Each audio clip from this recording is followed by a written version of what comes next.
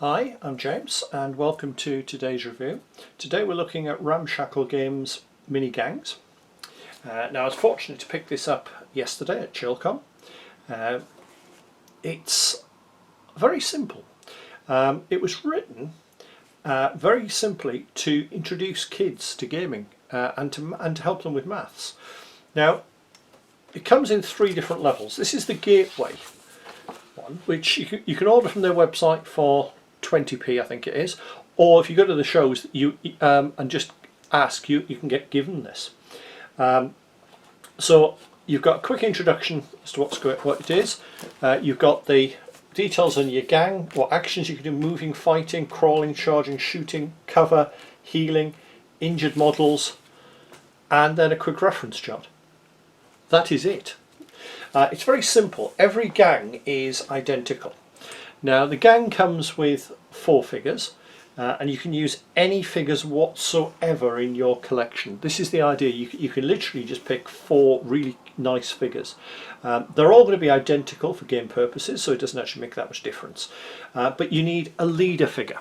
So I'll use that one as my leader. A fighter. This is someone who excels in hand-to-hand combat. A shooter. And then a healer. Now they've got a value. If you look, a leader got an awesomeness of 4, and it gives the options that they've got: moving, shooting, fighting, charging and crawling. Now a leader with the awesomeness of 4, to attack in hand-to-hand combat, needs to roll under that number, so they will hit on a 1, 2 or 3. So 4, that would have missed. If they're shooting, however, you have to roll over the number.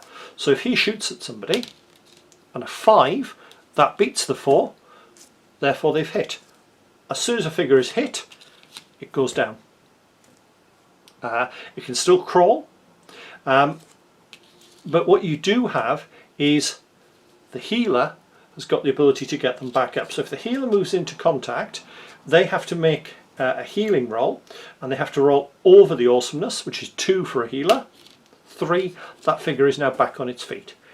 And basically you keep playing until one side is all down. It really is that simple. It's quick, fast and furious. There are a few other little extra touches. A charge is a special move where you can basically move into contact and fight.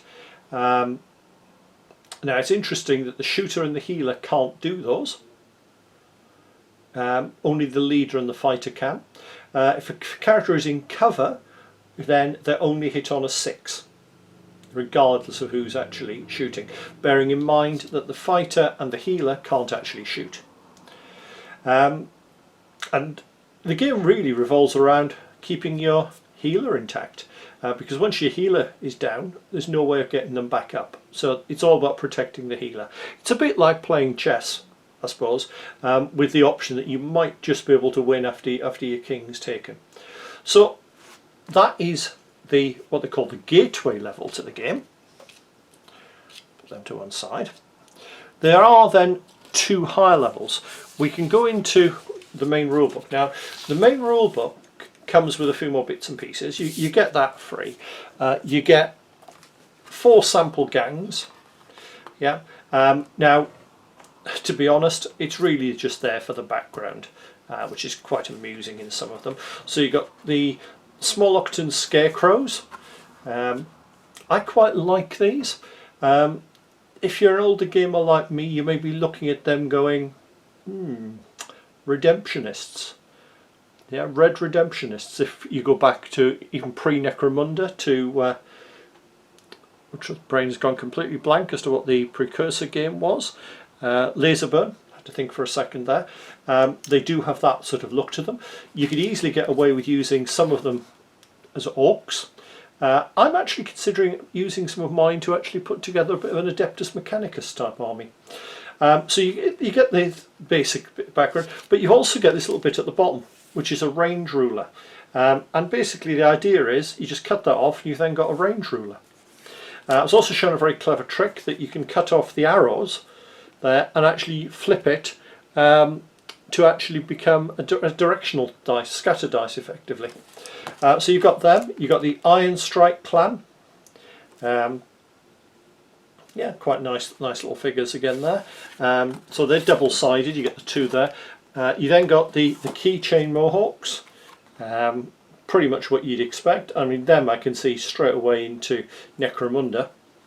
And then on the other side you've got Bandlord, Finishing School for Girls Field Trip, and a bit more diesel punk, possibly even clockwork punk. Quite like some of the figures. Nursey quite amuses me as a figure, I can see that being used. Obviously you've got the samurai student. Nice little touch. I think they're quite nice. So you get those 4 cards. Not exactly essential to play, but just they're nice to add to the background. You then get the rulebook, which has got the gateway game, which we've already seen. Now, in fact, let's just flick through the rulebook first of all and just show you. It's a lovely illustrated rulebook. There's some lovely examples of all of the figures, some nice inspiring artwork. It's a nice big font. I could give this to a child to read, and it would make sense. So let's look at what we've got then. So we've got the basic how to play. So that's basically what we've already talked through. It's nice when you actually look at this, because it talks about pretty much use common sense. It's a game, it's not competitive. So it goes through to play. It's basically the same information. And this takes up quite a chunk of the book, as you can see.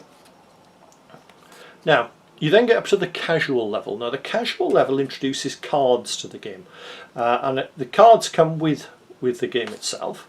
Now, they have some keywords like 1 use, 3 use, and so on. It adds armor, it adds equipment, strategy, it adds grenades, and then you get into the hardcore. Now, the hardcore rules, all they really become is a build your own army, so you don't have to limit yourself to what you actually have with those 4 figures. You get 60 points, they suggest, and they make a minor rule change in that if you've got lots of figures, then they suggest rather than playing all of one side move then all of the other side move, you actually become a you go I go and you alternate allocation of units. Nice little thought. There's plenty of points there you can look at, so you're looking at things like powered armor, riot armor. There are some quite good ones. The food one, you can tell the author's from Cornwall because the pasty makes a feature, and that allows you a re-roll as a 1 use. You've also got a healthy salad, so you can discard that and get an extra action. Energy bars, they do the same sort of thing. Guns, so you can add in things like flamethrowers. Now they've got a range of 15, and cover doesn't have any benefit, and they don't get armor saves. Machine guns that you shoot twice. You then get grenades, skills. So you've got things like knockout blow that lets you hit an injured model and remove it from the game. More machine than man. I like this one because you roll a d6, and on a 6 you're immediately healed. On a 1 you discard the card. So yeah, nice thought. You've also got strategies such as running away, lure, peace be upon us, which stops everybody fighting for a turn, stealth suits, and then there's a few rules at the end for a campaign game, just basically giving you more points each time. And then at the back you've got a few scenarios. Scenario 1 is the straight up fight, but you've also got grabbing the loot, a zombie invasion, a Dunga hunt. These are the Dungas. I actually picked a few up yesterday. I picked up, bring it close to the camera, I actually picked up 10 of them because I can see those in an orc army straight away. So you're actually hunting them. Rescuing the VIP. Okay, anybody who is thinking escape from LA and escape from New York at this point, you're on the same wavelength as me.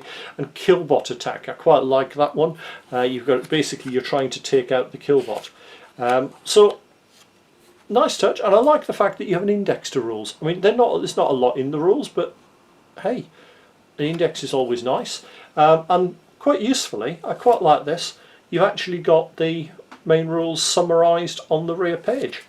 So what else do we get with it? You see, when you buy the pack, you get a gang of figures. I've undercoated mine ready. I haven't actually painted them yet. You get 6-sided dice. There is a pack of 4 grenades, which I've forgotten to put up for the bring out for the review. Rather ironic, because they nearly forgot to give them to me yesterday. I got chased after to be handed them. So they're markers where grenades and things land. And we'll pick a few of the cards and just have a look at them. So I tell you what we'll do. We'll pick 3 at random. Now, what the way, in fact, I'll tell you what. We'll do what the rules say. For playing the game, and we'll actually pick 8 at random, and what I'll do is I'll assign them to the gang, and we can see just how it affects the gang. So let's get the right card. You'll notice I've got slightly different figures to the scarecrows, but I just like these ones. So let's have a look what we've got equipment wise. So we've got Peace Be Upon Us. No model may make a fight or a charge action, lasts until the end of your next turn. And you can see there's points value for when you're playing the hardcore game. A powered combat weapon. Powered combat weapon adds 1 to the awesomeness when making a fight action. A model injured by a powered weapon may not make an armour save. Well, that is going to go straight away to my Mad Axeman, I think. So, plot device. After discarding this card, 1 model will automatically be healed. It may be played at any time, so that's quite a useful one. They're both 1 use, that one isn't. So, extra armour. Combines with other armour, adding 1 to the model's armour rating. If this makes the model's armour rating more than 6, a roll of 1 always fails. Okay. Have we got any other armour? No, we haven't. Okay, that would have been helpful. So, I'm going to give that to the healer, because the healer is always useful to have up armoured. So we've got 3 fragmentation grenades, flashbang grenades and phosphorus grenades. Okay, so we obviously like grenades here. So if we give the fragmentation grenades to the leader, the flashbang stops them taking actions in the next turn. So that's going to go to my Axeman, because he can use that and then charge straight in. And a phosphorus grenade, basically roll to injure. 4, 5 or 6 the model's injured. Models caught in the effect may not make armour saves. So let's give that to the shooter. So we've got that for somebody who's getting closer. And dodge. Shooter targeting this model subtracts 1 from their roll. Roll of 6 will always hit. Model doing a fight action on this subtracts 1 from the awesomeness. A roll of 1 will always hit. Well, the most important one to keep alive is the healer. So the healer is dodging in extra armour, and I've got these 2 that I can then use to actually impact what's going on. So you can see it varies the gang quite considerably. They've gone for very much grenades, this gang. Distributed it fairly equally. There's nothing stopping you giving them all to 1 character. But of course, if that character is down and out, you can't be using them. So that's the game. I'm going to do a couple of playthroughs when I've got chance and I've got the figures painted up. But it's nice that you can just pick up any figure. And it literally isn't any figure at all, and then you can actually use them for the game. So, dead simple game, dead easy to use. I learnt it in about 30 seconds yesterday, and I thought it was just worth sharing. So hopefully that's been useful for you. And if you do think you like the look of it, perhaps you've got children you want to introduce to gaming, get in touch with Ramshackle Games. I'll put a link in the description and see what they've got, because they do a really nice range of figures, and I'll be looking at them in another video. See you soon for another review.